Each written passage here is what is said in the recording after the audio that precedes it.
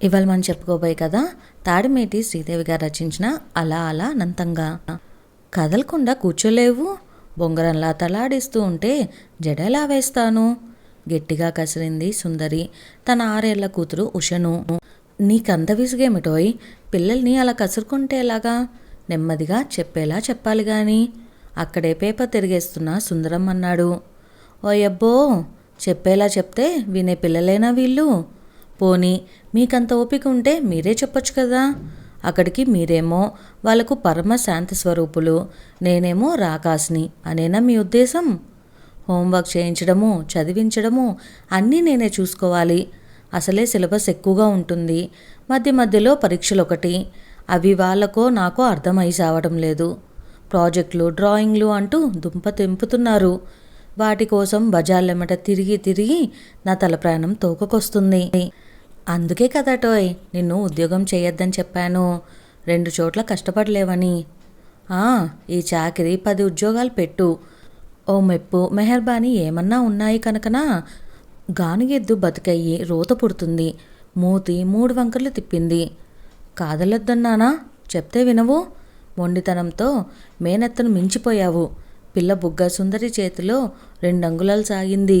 దాంతో పిల్ల గుళ్ళు మండం, సుందరం కయ్యి మండం ఒకేసారి జరిగాయి. మధ్యలో మా చెల్లెల మాట ఎత్తుతావెందుకు? తిట్టుకుంటే నీ పిల్ల నువ్వు తిట్టుకో, ఎగిరాడు సుందరం. అవును నా పిల్లే, కానీ బుద్ధులు మీ చెల్లివే. అత్తయ్యగారు చెప్పిన మాట ఒక్కటైనా చెవినెక్కించుకునేదా? ఆవిడ్ని ఏడిపించుకొని తినేది కాదు, నిజం చెప్పండి, ఛాలెంజ్ చేస్తున్నట్లుగా అంది. అబ్బో అత్తయ్యగారు, ఆవిడ ప్రతి మాట నీకు విసుగ్గానే ఉండేది, పోయింది కాబట్టి ఇప్పుడు మంచిదైపోయిందా? కౌంటర్ ఇచ్చాడు. అనండి, ఎంత బాగా చూసినా నేను పరా ఇంటి నుంచి వచ్చిన దాన్నేగా, మీరు ఒకటి అంటూ ముక్కు చీదేసింది. చాలే, నెత్తిమీద నీళ్ళకొండ ఉంటుంది ఎప్పుడు. ఆ రవిగాడు ఇంకా బాత్రూమ్ నుంచి వచ్చినట్లే లేడు. స్కూల్కి టైం అవుతుందని ఏమైనా జ్ఞానం ఉందా వాడికి? ఏమైనా అంటే సమాధానం చెప్పకుండా నుంచుంటాడు. నానిమొచ్చు వెధవ, చురుకు లేకుండా మన్ను తిన్న పాములా ఉండటం ఎవరికి పోలికొచ్చిందో వ్యంగ్యంగా అన్నాడు. మీరు డైరెక్ట్గా అనకపోయినా మా అన్నయ్యనే అంటున్నారని తెలుసు. ధైర్యం ఉంటే నాలా మొహం మీద అనాలి, ఇలా మెలిక మాటలు మా ఇంటా వంట లేవు అని దులిపేసింది సుందరి. అవును పాపం, మిమ్మల్ని చూసే చెప్పాలి ఎవరైనా అది. ఎదుటి వాళ్ళని దులిపేయటమే నిజాయితీ అనుకుంటారు. ఎక్కడికి పోతుంది, పుట్టుకతో వచ్చిన బుద్ధి కదా. అవును, పుడకలతో కానీ పోదు. నిండింట్లో ఇలాంటి మాటలు మాట్లాడటం మీకే చెల్లింది. విసురుగా జడవేయటం ముగించి పిల్లను ముందుకు తోసింది.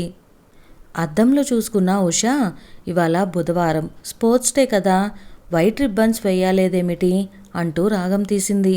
కావాల్సిన రిబ్బన్లు ముందే తెచ్చిపెట్టుకోలేవా? అంతా అయ్యేగా మొదలెడతావు. నేనేదో ఖాళీగా ఉన్నట్లు పొద్దుట్నుంచి వంటి చేత్తో చేసుకుంటున్నానన్నీ. ఇంకా క్యారియర్లు సర్దాలి, కాసిని కాఫీ నీళ్లు గొంతులోనే పోసుకోవడమే లేదు, అది కూడా కష్టమైపోతుంది. జీరగా ధ్వనించింది సుందరి గొంతు. ఏదో బండలెత్తినట్లుగా ఆపసోపాలు పడుతున్నావు ఎప్పుడు చూసినా. ఎవరింట్లో పని వారు చేసుకోవటం కూడా బ్రహ్మాండమేనా? భర్త మాటల్లోని వెటకారానికి సుందరి ఒళ్ళంతా కారం రాసినట్లయింది. అదే మరి నేను మొత్తుకునేది. మీరు ఆఫీస్కి వెళ్ళేలోగా ఒక చెయ్యి వేస్తే నాకు పని తెములుతుంది. మా అన్నయ్య చక్కగా సాయం చేస్తాడు. మా వదిన అదృష్టవంతురాలేండి, నిట్టూర్చింది. అలా ఆడంగి పనులు చేయటం మా ఇంటా వంట లేదు, ఏసడించాడు సుందరం. మా ఆఫీస్లో పనిచేసే మాధవి గారు ఇంటా బయట ఎంత బాగా సమర్థించుకుంటుందో, ఎప్పుడు చూసినా నవ్వు మొహంతోనే ఉంటుంది. పనుల్లో ఆడమగ తేడాలు చూపించడంలోనే మీ సంస్కారం బయటపడుతుంది. మీరు తెగ పొగిడేస్తున్నారే ఆ మాధవి గారిని, దానికి కారణం ఆవిడ భర్త కృష్ణమూర్తి గారు. ఆడపని మగ పని అని తేడాలు లేకుండా ఇద్దరం అన్నీ కలిసి చేసుకుంటామని ఆవిడే చెప్పారు. ఆ విషయం మాత్రం తమరికెక్కదు. సర్లేండి, మనిద్దరికి ఇది ఎప్పుడూ ఉండేదే గాని నేను ఇవాళ బజార్కి పోలేను, మీరే ఏవో 2 కూరలు తెచ్చి పడేయండి అంటూ నీరసంగా సోఫాలో కూలపడింది సుందరి. ఏమిటలా అయిపోతున్నావు, జ్వరంగాని వచ్చిందా ఏమిటి? సుందరి మెడ మీద చెయ్యి వేస్తూ ఆదుర్దాగా అడిగాడు. డాక్టర్ దగ్గరికి తీసుకువెళ్ళనా అని భర్త ఆదరంగా అడిగిన తీరుకు ఆమె కళ్ళల్లో నుంచి నీరు చేరింది. చా ఏమిటిది చిన్నపిల్లలా అంటూ ప్రేమగా దగ్గరికి తీసుకొని కళ్ళొత్తాడు. మరేం లేదు, నేను బాగానే ఉన్నాను అని సుందరి చెప్తున్నా వినకుండా ఆఫీస్కి ఫోన్ చేసి సెలవు చెప్పేశాడు. కూరగాయలు తెచ్చాడు, వంటలో సాయమూ చేశాడు. ఆ రోజంతా ఒకరికి ఒకరు అన్నట్లుగా గడిపారు. చీటికి మాటికి ఒకరినొకరు బాధ పెట్టుకోకూడదని నిర్ణయం కూడా చేసుకున్నారు. మా అమ్మమ్మ చెప్పేదండి, భార్యాభర్తల తగులు అద్దం మీద ఆవగింజలాంటివి, ఎంతోసేపు నిలవ్వు అని అంది సుందరి. అలాగా, నేను ఇంకేటేదో విన్నానే చిలిపిగా అన్నాడు సుందరం. ఏం విన్నారేంటి అంది సుందరి నవ్వు దాచుకుంటూ. మొగుడు పిల్లల గొడవలన్నీ పడక గదిలో పరిష్కారం అయిపోతాయట. గొప్ప రహస్యం చెప్తున్నట్లు చెప్తున్న భర్తను చూసి కిలకిలా నవ్వింది. అరమరికలు లేని ఆనందంతో ఇద్దరూ ఆదమర్చిపోయారు ఆ రోజు. మర్నాడు సుందరం బాత్రూం నుంచి అరుస్తున్నాడు. ఎన్నిసార్లు చెప్పాలి సోప్ అవ్వగానే కొత్తది పెట్టమని? ఇంత బద్ధకం ఏమిటి అసలు నీకు అంటూ. సోప్ ఉందో లేదో చూసుకోకుండా బాత్రూంలో దూరి కూర్చుంటారు. వంట పని పిల్లల పని అని చూడనా? మీకు అన్నీ అందిస్తూ కూర్చోనా? పైగా బద్ధకం అనడం ఒకటి. మిమ్మల్ని ఇలా పెంచి నాకు కట్టబెట్టినా ఆ మహాతల్లి ననాలి అసలు. మాటలు జాగ్రత్తగా రానియ్యి. మధ్యలో మా అమ్మేం చేసింది? ఎప్పుడూ ఆడిపోసుకుంటూ ఉంటావు. ఇప్పుడు అసలు ఆవిడ ఊసెందుకు అంటారేమిటి? మా వాడంత మంచివాడు, బుద్ధిమంతుడు ఇంకొకరు ఉండరని మా వాళ్ళని బుట్టలో వేసింది ఆవిడే గనుక. మా అమ్మాయికి నోట్లో నాలిక లేదు, అమాయకురాలు అని మీ నాన్న చెప్పాడుగా మరి. అంటే ఏమిటిప్పుడు? నేను గెయ్యాలినా? నడుం మీద చేతులు వేసుకుంటూ కళ్ళు పెద్దవి చేసి చూసింది. నేననడం దేనికి? స్పష్టంగా కనబడుతుంటే. ఇంతకీ సబ్బు తెచ్చావా లేదా? తేక చస్తానా? ఇదిగో జలకాలాడి తొందరగా తెమిలి రండి. మళ్ళీ టిఫిన్ చల్లారిపోయిందంటూ అదో గొడవ. అవును పాపం, నా వల్ల నీకెన్ని ఇబ్బందులో మరి. ఉన్నమాటంటే ఉలికెక్కువని ఊరికే అన్నారా? మన పెళ్ళిలో మీ వాళ్ళు టిఫిన్ చల్లారింది అంటూ ఎంత రాద్ధాంతం చేశారు, మర్చిపోయే సంగతా? అబ్బో, అక్కడికి మీ వాళ్ళు మా అడుగులకు మడుగులొత్తినట్లు మాట్లాడుతున్నావుగా. మీకసలు మర్యాద మన్ను తెలిసేస్తేగా. ఆగండక్కడ, మా వాళ్ళు మర్యాదలకే వంకలు పెడుతున్నారా? కాశీ ప్రయాణమప్పుడు గడ్డం కింద బెల్లం ముక్క పెట్టిన మా అన్నయ్యకి కాస్త మంచి ప్యాంటు షర్టు పెట్టడానికి మొహం చూసుకున్నారు మీ వాళ్ళు. మీరు మా వాళ్ళకి పెట్టిన బట్టల మాటేమిటి? మంచివాళ్ళు కాబట్టి అల్లరి చేయలేదు. మీరు మీ మంచితనాలు. సుందరి మూతి 30 వంకర్లు తిరిగింది. చాలే, ఎక్కువగా తిప్పకు, చూడలేక చస్తున్నా అన్నాడు. అవును, ఎందుకు చూడగలుగుతారు? పెళ్ళైన కొత్తలో ఇదే మూతి తెగ ముద్దొచ్చేది. అంతేలేండి, మగవాళ్ళు మనసులు శ్రావణ మేఘాల్లాంటివి అని ఊరికే అనలేదు. ముక్కు ఎగపీల్చింది సుందరి. శ్రావణ మేఘంలా వర్షిస్తుంది నువ్వు, నన్నంటావేం? వెక్కిరింపుగా అన్నాడు సుందరం. శ్రావణ మేఘాలు ఎప్పుడు కురుస్తాయో ఎప్పుడు కుర్రవో చెప్పలేనట్లు మగవాళ్ళ ప్రేమలు కూడా మారిపోతాయట. ఎటొచ్చి మా ఆడవాళ్లే వెర్రిమొహాలం అని ముక్కు చీదేసింది సుందరి. అయ్య బాబోయ్, ఇప్పుడు కులాయి విప్పకు, నాకు ఆఫీస్ టైం అయిపోయింది అంటూ గబగబా టిఫిన్ నోట్లో కుక్కుకోవటం మొదలుపెట్టాడు. నెమ్మదిగా తినండి, పొలమారగలదు కంగారుగా అంటూ మంచినీళ్ళ గ్లాస్ తెచ్చి టపీమని ప్లేటు పక్కన పెట్టింది. గడగడా మంచినీళ్ళు తాగి లేచాడు. హెల్మెట్ సోఫాలో పెట్టాను, మర్చిపోకండి, జాగ్రత్తగా వెళ్ళిరండి. నువ్వు కదులు మరి, త్వరగా ఎదుర్రా. నువ్వెదురొస్తే నా పనులన్నీ జుమ్ జుమ్ అని అయిపోతాయి. సాయంత్రం త్వరగా వచ్చేస్తాను. పిల్లలు స్లిప్ టెస్ట్లు అయిపోయాయన్నావు కదా, పార్కుకి వెళ్దాం. Be ready. హుషారుగా గడప దాటాడు సుందరం. నేనెదురు రాకపోతే ఈయనకు మనసులోనే ఉండదు మురిపంగా అనుకుంటూ నవ్వుకుంది. సాయంత్రం పిల్లలు సుందరి రెడీ అయ్యి ఎదురుచూపులు మొదలుపెట్టారు. త్వరగా వస్తానన్నవాడు మామూలు టైంకి కూడా రాకపోయేసరికి పిల్లలు ఊసురుమంటూ టీవీ ముందు కూర్చున్నారు.